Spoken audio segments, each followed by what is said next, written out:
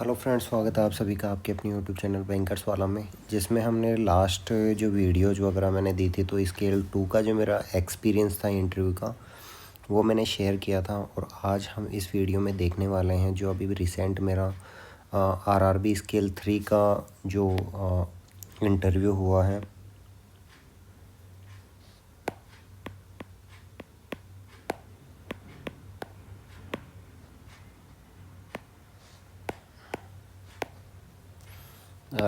RRB scale 3 का जो मेरा इंटरव्यू है उसी के बारे में हम देखने वाले हैं। मेरे जो पैनल में टोटल 5 मेंबर थे, जिसके अंदर फ्रंट के अंदर एक, 2 उनके लेफ़्ट साइड में, 2 उनके राइट साइड के अंदर थे। मेरी जो डेस्क थी इस तरीके से लगी हुई थी और पीछे एक डिस्प्ले लगा हुआ था जिसके अंदर ये लैपटॉप के अंदर से HDMI केबल के साथ में कनेक्टेड थे। सभी मेंबर्स थे जो डिस्प्ले के ऊपर देख रहे थे। जो फॉर्म मैंने फिल किया था वो फॉर्म इनके पास में था। एक्सपीरियंस के अंदर मैंने क्या लिखा है, फॉर्म के अंदर किस किस बैंक का एक्सपीरियंस मैंने शो किया, ये सभी मेरे इस फॉर्म के अंदर थे। तो जनरली जब हम फॉर्म फिल करते हैं तो हमारी qualification, education, experience, mother father का नेम वगैरह और किस कैटेगरी से हैं वो सभी इसके अंदर मेंशन रहता है। तो जनरल इन्फॉर्मेशन ऑलरेडी इनके पास में अवेलेबल रहती है। जैसे ये कोई फ्रेशर का इंटरव्यू नहीं था, स्केल 3 का इंटरव्यू था, तो जनरली इसके अंदर क्या है, tell me about yourself वगैरह इस तरह से क्वेश्चन नहीं पूछे गए थे किसी भी कैंडिडेट से जो स्केल 3 के अंदर गए थे। डायरेक्ट जो उन्होंने काम किया था उनकी जो प्रोफाइल थी, जैसे आपने बैंक का नाम उसके अंदर मेंशन किया है, किस बैंक से और किस कैडर के ऊपर काम कर रहे हैं। उन्होंने उसके अंदर पूछा कि इस बैंक में आप जॉब कर रहे हैं तो आप किस प्रोफाइल या क्या डेस्क आप संभालते हैं, क्या बेसिकली क्या प्रोफाइल आपकी है बैंक के अंदर। तो उससे रिलेटेड ही आपसे क्वेश्चन पूछे जा रहे थे। तो मैंने जैसे कि बताया कि मुझे एक्सपीरियंस है अपना पी सेगमेंट जो रिटेल लोन्स वगैरह रहते हैं इसका, इसके अलावा branch banking operation, cross sell सभी बैंकों के अंदर रहती है, तो उन सब का मुझे एक्सपीरियंस था। SME KCC वगैरह वो गोल्ड लोन वगैरह मुझे आइडिया कुछ भी नहीं था। तो उनसे रिलेटेड ही मुझसे क्वेश्चन पूछा गया था। एक क्वेश्चन पूछा गया था मुझे SME से रिलेटेड, अगर आपको एक SME का प्रपोजल दिया जाए इसकी स्पेसिफिक प्रोडक्ट के लिए तो उसका स्केल ऑफ फाइनेंस क्या रहेगा।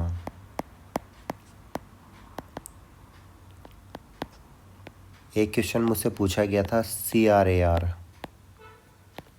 कैपिटल एडिक्वेसी रेशियो से रिलेटेड ये था। इसके अलावा मुझे बेसल नॉर्म्स के बारे में पूछा गया था।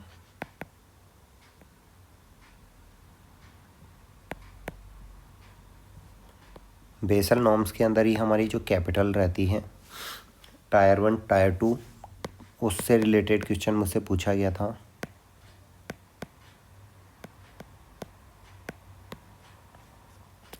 इसके अलावा PMLA एक्ट, इससे संबंधित मुझसे क्वेश्चन पूछा गया था। एक क्वेश्चन मुझसे पूछा गया था NPA का, टॉलरेबल NPA कितना हो सकता है। एक मुझसे पूछा गया था बैलेंस शीट। बैलेंस शीट के अंदर जैसे मैंने एक बार इंटरव्यू में आपसे पूछा था कि बैलेंस शीट के अंदर एसेट और लायबिलिटी से आप क्या समझते हैं, तो मुझे इस बार यहाँ पे पूछा गया था बैलेंस शीट। बैलेंस शीट के अंदर जो 2 साइड्स रहती हैं क्या क्या रहती हैं, और आपकी जो बैंक की जो बैलेंस शीट है उसकी टोटल साइड्स कितनी हैं। फिर जैसे ही मैंने उसके अंदर बताया तो उन्होंने पूछा कि कैपिटल, बैंकों के अंदर जो टायर 1 कैपिटल रहती है इससे आप क्या समझते हैं।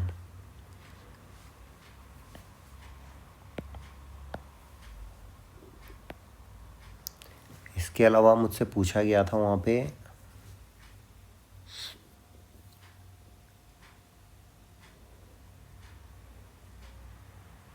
जनरली मोटा मोटा यही क्वेश्चन मेरा लगभग 8 से 10 मिनट का इंटरव्यू मेरा चला होगा, तो मोटे मोटे यही क्वेश्चन मेरे पूछे गए थे। अभी इंटरव्यू सभी के लगभग ख़त्म हो चुके हैं और 4 से 5 दिन हमारे जा चुके हैं। अभी आपको कुछ नहीं करना, 1 वीक तक आपको रेस्ट करना है। 1 वीक कंप्लीट होने के बाद में जो इसका सिलेबस है और आगे का क्या रोड मैप हमारा रहेगा उसके बारे में हम डिस्कस करेंगे। जिन लोगों का इंटरव्यू कंप्लीट हो चुका है उन सभी को यहाँ पे बेस्ट विशेज, और जिन लोगों का नहीं हुआ है उन लोगों की जर्नी अभी तक जारी रहेगी। तो आगे की जर्नी के लिए क्या रोड मैप रहेगा, इसी के बारे में हम यहाँ पे डिस्कस करेंगे। और किस तरीके से नेक्स्ट ईयर का जो एग्ज़ाम है हमारा 22 दिसंबर को एग्ज़ाम की डेट IBPS RRB ने पहले ही अनाउंस कर दिया है। तो आगे का क्या रोड मैप हमारा रहेगा उसके बारे में हम डिस्कस करेंगे। इसके साथ ही हम देखेंगे जैसे IBPS के अंदर हमारे जो सब्जेक्ट रहते हैं financial awareness, computer, quant, reasoning और हिंदी या इंग्लिश, जो भी आप सेलेक्ट करते हैं, तो इसके अंदर हमारी स्ट्रेटजी क्या रहनी चाहिए कि एग्ज़ाम के अंदर जो हमारे ये गोल हैं उसको किस तरीके से क्रैक हम कर दें। तो जो स्ट्रेटजी हमारी रहेगी उसके बारे में हम यहाँ पे आगे डिस्कस करेंगे। रिजल्ट के अंदर भी टाइम है, मे बी मेरा सिलेक्शन हो जाए, मे बी मेरा ना हो। अगर हो जाता है तो वेल एंड गुड, नहीं होता है तो भी well and good. Next year की जो डेट रहेगी 22 दिसंबर, मिलके उसके अंदर हम तैयारी करेंगे। जिन लोगों का नहीं हुआ है निराश नहीं होना है। शुरू से अभी से जब हम स्टार्ट करेंगे, क्योंकि कंपटीशन क्या है बहुत बढ़ गया है। हर किसी को गवर्नमेंट जॉब चाहिए होती है, जॉब के साथ में यहाँ पे पैसा और सिक्योरिटी दोनों हमें मिलता है। तो इसी के ऊपर अपन फोकस करेंगे। जो लोग बेरोज़गार होंगे वाकई में रियली जिनको नीड होगी वो इसके अंदर मेहनत करेंगे। और मेहनत ऐसी कि इस बार ये एक जो सीट रहेगी वो हमारी होगी। इसी तरीके से हम वो तैयारी यहाँ पे करेंगे।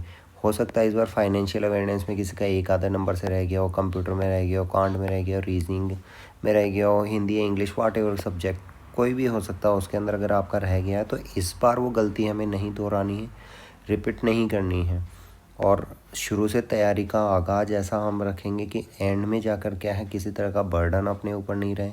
यूँ ना रहे कि मैंने ये सब्जेक्ट नहीं पढ़ा, इसकी तैयारी में थोड़ा और कमी रह गई है, थोड़ा और कर लेता तो ऐसा हो जाता वैसा हो जाता। इन सब बातों पे अपन नहीं करेंगे। और इस बार का जो पेपर था इसने हमें बता दिया कि बेसिक्स जो हैं बेसिक्स को कभी भी नहीं भूलना है। जैसे बहुत सारे चैनल यहाँ पे यूट्यूब वगैरह पे बने हुए हैं जिन्होंने लेंथी जो था वो इस हिसाब से वो लेके गए थे फाइनेंशियल अवेयरनेस के अंदर टॉपिक्स वगैरह को, कि 3 लाइन वाला क्वेश्चन इसके अंदर पूछा जाएगा, 4 लाइन वाला क्वेश्चन पूछा जाएगा। तो इस बार क्या हुआ था 1 लाइनर के टाइप के क्वेश्चन आए थे जो कहते थे कि सीधा सीधे क्वेश्चन नहीं पूछा जाते, हेड कार्ड्स नहीं पूछे जाते हैं। जो बेसिक स्टैटिक पार्ट था, स्टैटिक पार्ट को किसी ने पढ़ा है नहीं। तो ये इस बार वो गलती हम नहीं करेंगे और शुरुआत से ही फाइनेंशियल अवेयरनेस के अंदर स्टैटिक प्लस जो करंट अफेयर्स वाला है फाइनेंशियल अवेयरनेस वाला पार्ट 6 मंथ का उसको कवर करते हुए चलेंगे। स्टैटिक पार्ट है जो 1 मार्च से, या मुझे जैसे टाइम मिलेगा यहाँ पे स्टैटिक पार्ट इस बार मैं कवर करवा दूंगा पूरा का पूरा। और फाइनेंशियल अवेयरनेस का जो 6 मंथ का रहेगा कोशिश करेंगे इसको भी हम हमारे जो चैनल है बैंकर्स वाला उसके ऊपर हम यहाँ पे कवर कर लें। इसके अलावा क्वांट और रीजनिंग इससे रिलेटेड जो टॉपिक रहेंगे, किसी को कोई इशू आता है तो कमेंट बॉक्स के अंदर डालना, डेफिनेटली उसके सॉल्यूशन मैं प्रोवाइड करवाऊँगा। इसके अलावा इस चैनल पर जो बेसिकली रहेगा वो स्ट्रेटजी के ऊपर ही हम यहाँ पे फोकस रहेंगे। क्या स्ट्रेटजी हम यहाँ पे यूज करें ताकि एग्ज़ाम के अंदर जो है हमारा क्लियर कट यहाँ पे पेपर निकल जाए। इंटरव्यू की तैयारी सबकी इंडिविजुअली अपनी अपनी रहती है, तो उसके बारे में तो आपकी खुद की तैयारी काम में आने वाली है। बाकी एग्ज़ाम के अंदर क्या हमारा रोड मैप रहेगा उसी के ऊपर हम डिस्कस करेंगे। इस वीडियो में हमने डिस्कस किया कि आगे की जो स्ट्रेटजी रहेगी वो क्या रहने वाली है, और साथ ही मेरा जो एक्सपीरियंस इंटरव्यू में रहा है, क्या मुझसे पूछा गया उसके बारे में हमने किया। इसी तरीके से आगे और वीडियो आपको चाहिए तो चैनल को ज़रूर से सब्सक्राइब करना। Thank you.